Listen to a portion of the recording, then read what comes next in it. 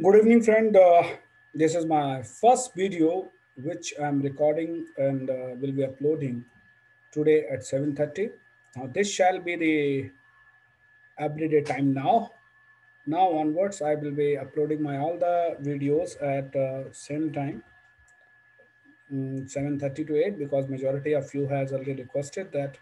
Sir, once you upload at 11:30 p.m. and 12 midnight, it becomes difficult for me to see.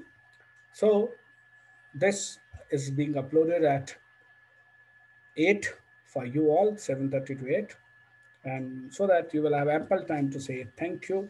So let us come on today's IPO analysis, that is RelTel. As you know that this is also a company after IRFC, belongs to the Ministry of Finance, Ministry of Railways, I'm sorry.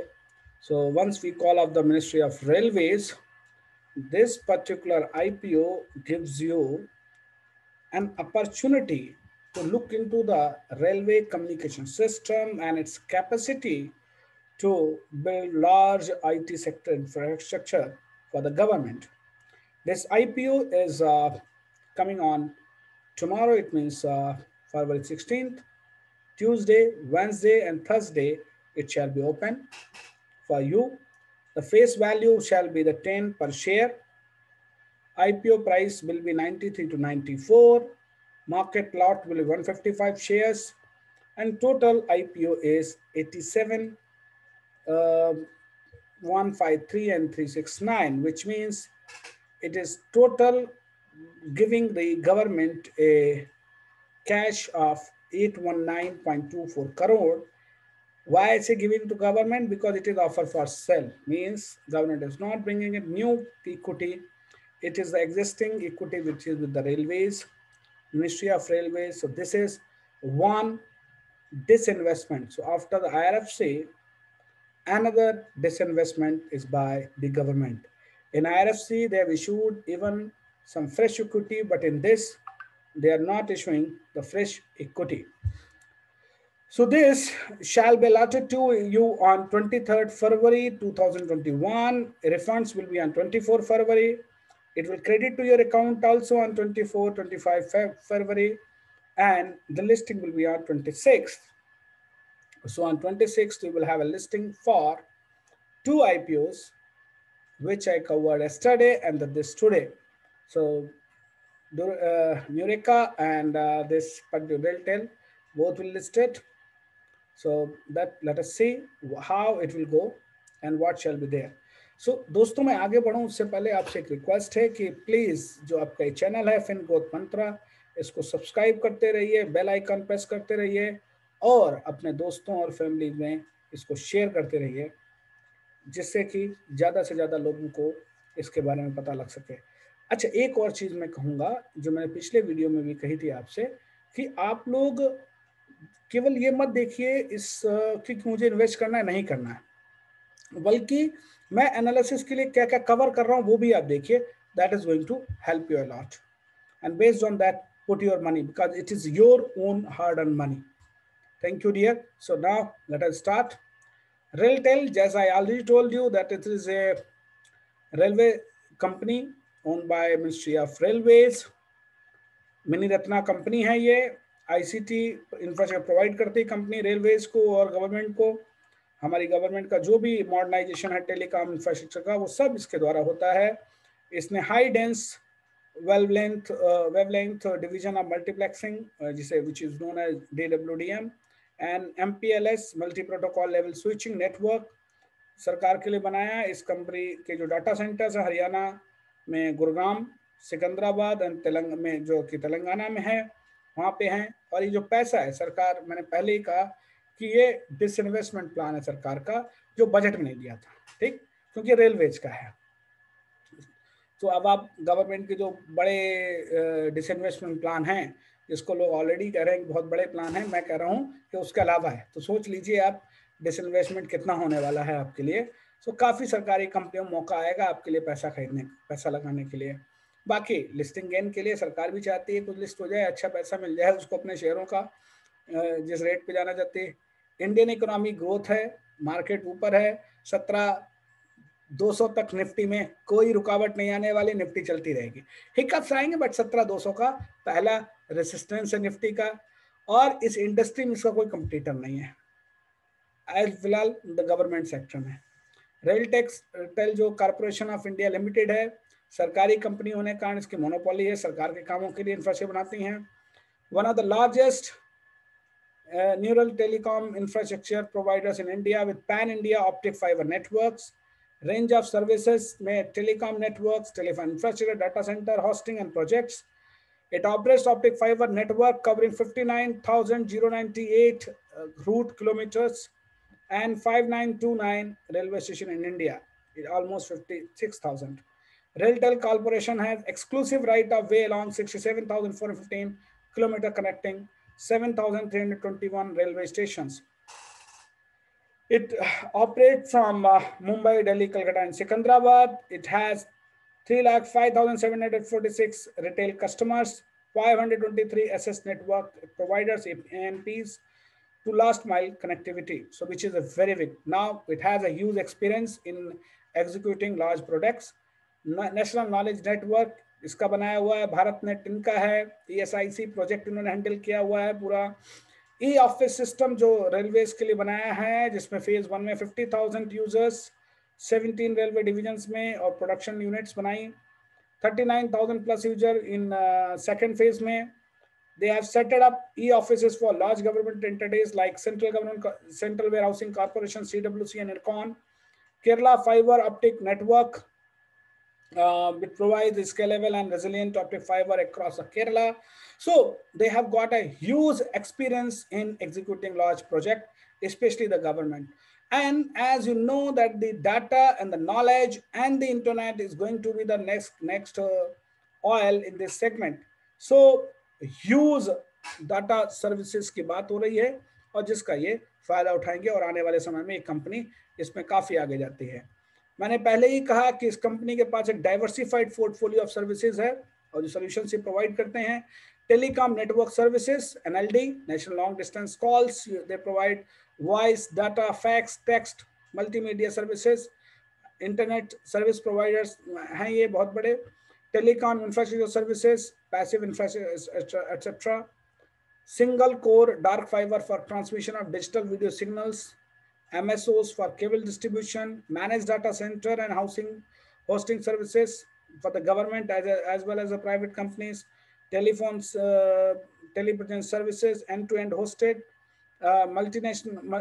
multi-intent video conferencing. Then security operation center services, cyber security, project services, ICT hardware, software, service system integration, Wi-Fi, e-tendering, auction, etc. So ये बहुत कुछ दे रहे हैं सरकार के कामों को। So इनका रेवेन्यू ये चार मेन जो एक्टिविटीज हैं उनसे आता है। अब मैं इनकी स्ट्रेंथ की बात करूं, I have already said that ICT infrastructure provider to Indian Railways and others, study growth rate है, स्लो है बट स्टडी है, क्योंकि गवर्नमेंट के लिए काम करते हैं तो गवर्नमेंट के प्लान जैसे काम करते हैं वैसे चलती हैं आराम से। इशू APS फुली प्राइस्ड है, but considering from long term investment I will say. So अगर आपको ना मिले तो कोई बात नहीं, आप बाद में खरीद सकते हैं लिस्टिंग के बाद, it will give you sufficient profit. अब इसमें जो वीकनेस मुझे दिखती है कि सरकार के ऊपर बहुत ज़्यादा डिपेंडेंस है सरकार के कामों पे, और इनका जो पोर्टफोलियो है वो भी रेवेन्यू मॉडल, वो PSUs कस्टमर्स हैं इनके, रेलवेज है, गवर्नमेंट एंटिटीज हैं, स्टेट गवर्नमेंट हैं।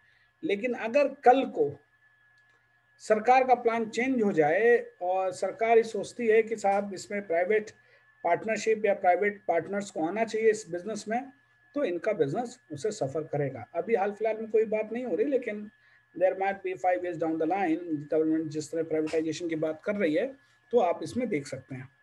इसके अलावा जो अपॉर्चुनिटी है इसमें कंपनी के लिए, रेलटेल जो है लार्जेस्ट टेलीकॉम इंफ्रास्ट्रक्चर प्रोवाइडर है इंडिया में, और वो इनके लिए फ़ायदेमंद है। जो इनका CAGR है 7.47 है, और प्रोजेक्ट्स और long term and turnaround time for receivables in PSU is longer as compare to private Pir.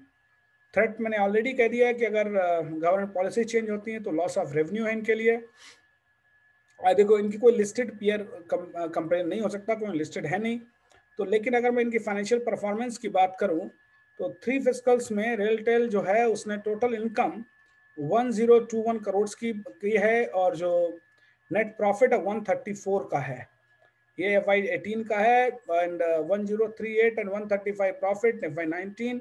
FY20 में it is 141। So you see that's gradually they are growing up.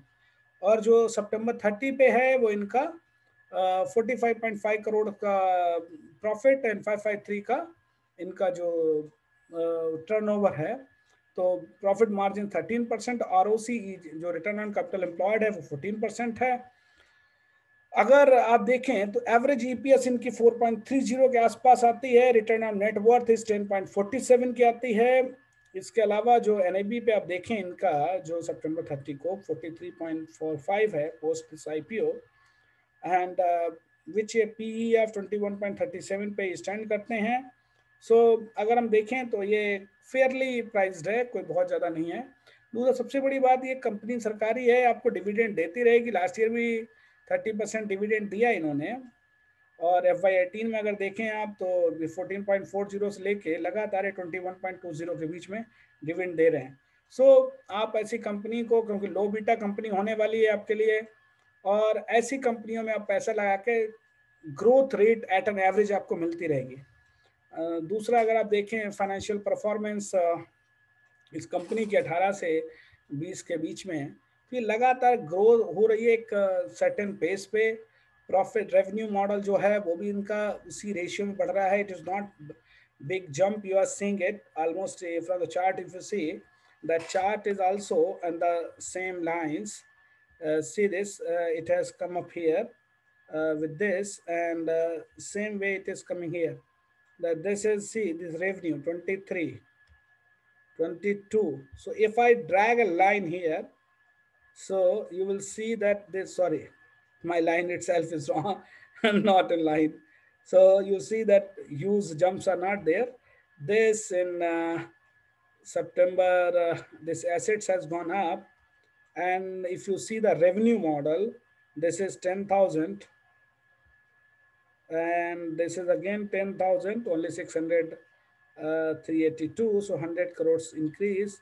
And if you drag this line again here, so slight up, and last 6 months it is 5.537. This is the revenue.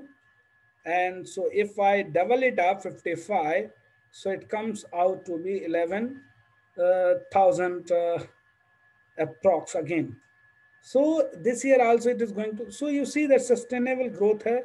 बहुत ज़्यादा ये problem नहीं करेगी company आपके लिए भी, और अपने मतलब नीचे भी नहीं जाना है क्योंकि सरकार से ऑर्डर मिलते हैं इसको। So price to equity and price to book value parameter पे फुली प्राइस दिख रहा है मुझे। कंपनी के टेलीकॉम इंडस्ट्री में 13% और ROC 14% है इसके पास।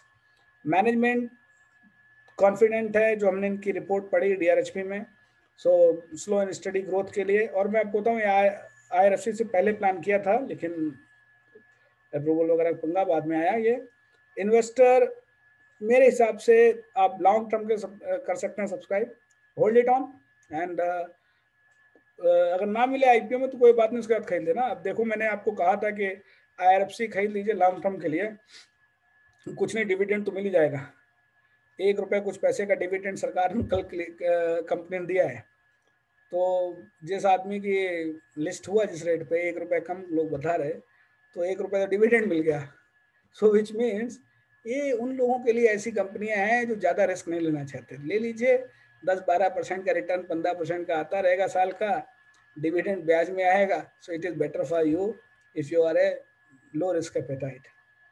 Okay, so I will say as a concluding remark of mine that you can buy this, apply this, but do not hope that you will get a huge listing gains. It is the long term, and slowly and steady 2-4-5%, 10% ऊपर listing हो सकती है, and which can give you the huge profit.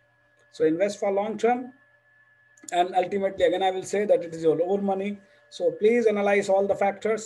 और मैं ये आपके academically बनाता हूँ जिससे कि आप ज़्यादा से ज़्यादा सीख सकें how to analyse the IPO, क्या इन्फॉर्मेशन देखनी चाहिए क्या नहीं। So thank you very much मेरे दोस्तों। ये आपका चैनल है, प्लीज़ सब्सक्राइब करिए, सपोर्ट करिए, लोगों को शेयर करिए और बेल आइकन दबाते रहिए। मैं अपने अगले